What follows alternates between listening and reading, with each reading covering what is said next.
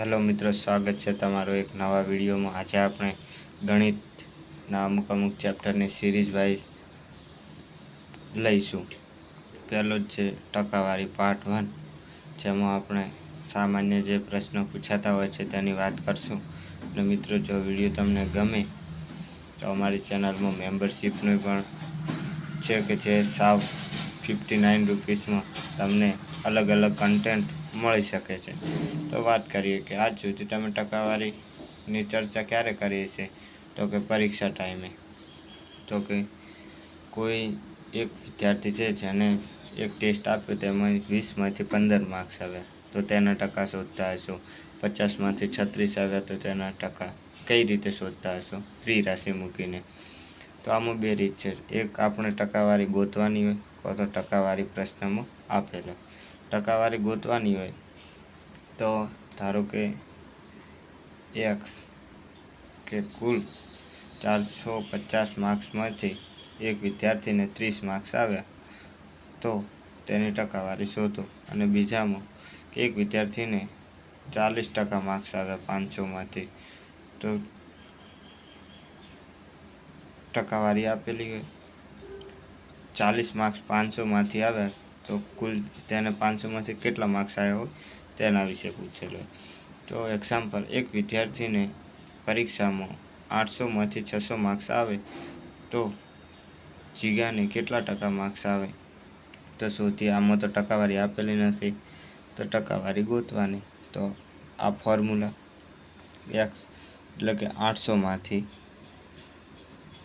કેટલા 600 માર્ક્સ આવે છે તો કેટલા ટકા, તો સીધું ત્રિરાશિ મૂકી દેવાની।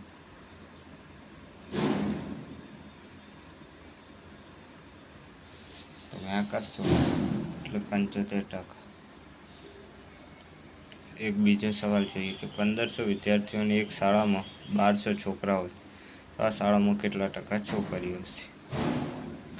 તો 1500માંથી 1200 ઉપર લખી નાખવું। જો ટાઇટલ લખેલ હશે તો તમને વધારે ખ્યાલ આવશે।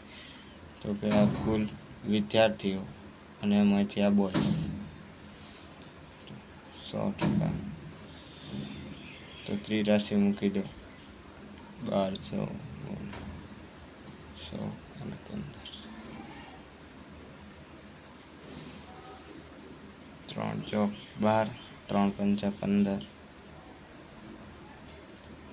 હવે તમે કરશો એટલે 80%।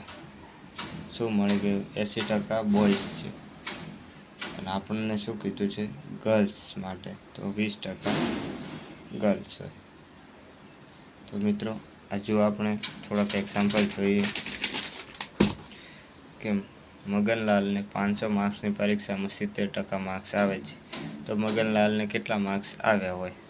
તો આ આપણે બીજી રીત, ટકા આપેલા છે તો આમાં શું કરવાનું? કુલ 100% હોય, 100માંથી કેટલા 70% માર્ક્સ આવે અને કુલ 500 માર્ક્સ તો કેટલા? હવે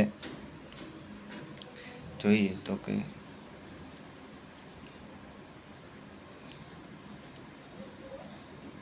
આ તમે કરશો એટલે તમને જવાબ મળી જશે। તો કેટલા? 350 માર્ક્સ। હવે અંકિતને 800 ગુણની પરીક્ષામાં 60% ગુણ મેળવેલ છે તો તેને કેટલા ગુણ મેળવ્યા હશે? તો કુલ 100%માંથી 60%, અને કુલ 800 ગુણની પરીક્ષા હતી તો કેટલા મેળવ્યા હશે? તો 800 ગુણ્યા 6 ભાગ્યા 100, 480 માર્ક્સ। તો મિત્રો, આવા પ્રશ્નો આવતા હોય છે, એક બે તો પૂછાય જ છે। હજુ એક જોઈએ કે 35,000 વસ્તીવાળા એક ગામમાં 60% લોકો શિક્ષિત છે તો આ ગામમાં અશિક્ષિત લોકોની સંખ્યા કેટલી? જો મિત્રો, બે રીતથી ગણાય। આપણને અશિક્ષિત પૂછ્યું છે, જો 60% લોકો શિક્ષિત હોય તો 40% લોકો અશિક્ષિત હોય, એટલે 100માંથી 40%। રેડી? તો 35,000માંથી કેટલા? તો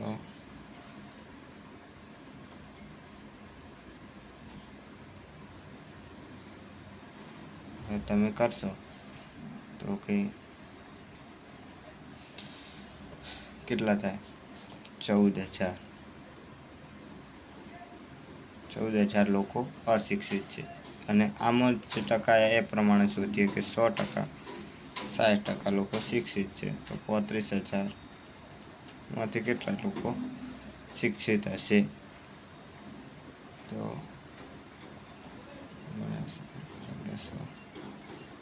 21,000 શિક્ષિત છે, તો 14,000 અશિક્ષિત છે. હજુ એક એક્ઝામ્પલ જોઈએ કે સુખદેવને એક પરીક્ષામાં 70% માર્ક્સ આવે છે. જો સુખદેવ 350 માર્ક્સ આવતા હોય તો કુલ કેટલા માર્ક્સનું પેપર હોય?